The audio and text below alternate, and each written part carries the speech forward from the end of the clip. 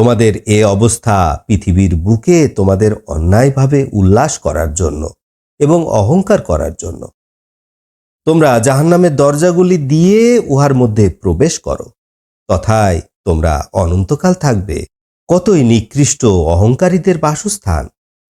অতএব আপনি ধৈর্য ধারণ করুন, নিশ্চয় আল্লাহর প্রতিশ্রুতি সত্য। তাদের সাথে আমার যা প্রতিশ্রুতি তার একাংশ যদি আপনাকে দেখায় অথবা যদি আপনার মৃত্যু ঘটায়, তাহলে আপনি দেখতে পারতেন তাদেরকে আমার কাছেই ফিরিয়ে নিয়ে আসা হবে। আপনার পূর্বে আমি অনেক রাসূল প্রেরণ করেছি, তাদের কতকের কথা আমি আপনার কাছে বলেছি, কতকের কথা আপনার কাছে বলিনি।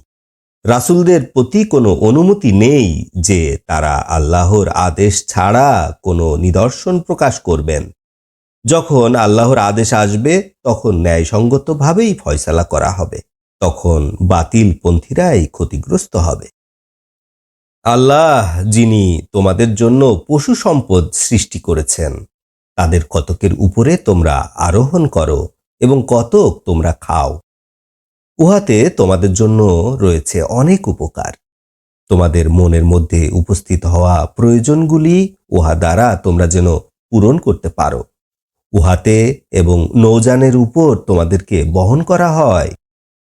আল্লাহ তাআলা তার নিদর্শনসমূহ তোমাদেরকে দেখান, সুতরাং তোমরা আল্লাহর কোন নিদর্শনকে অস্বীকার করবে?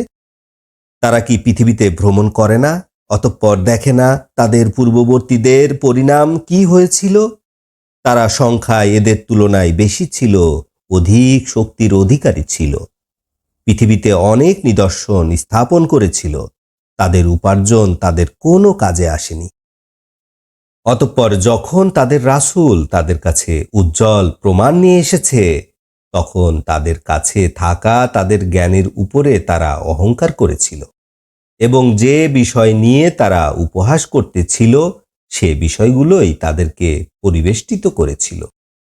অতঃপর যখন তারা আমার শাস্তি দেখতে পেল, তখন তারা বলল, আমরা এক আল্লাহর উপরে ঈমান আনলাম এবং আমরা তার সাথে যে অংশীদার সাব্যস্ত করেছিলাম তা আমরা অস্বীকার করলাম।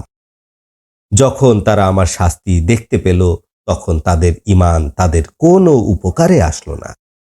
আল্লাহর নিয়ম যা পূর্ব হতেই তার বান্দাদের মধ্যে চলে আসছে, সেক্ষেত্রে অবিশ্বাসীরাই ক্ষতিগ্রস্ত হয়। আলহামদুলিল্লাহ রাব্বিল আলামিন।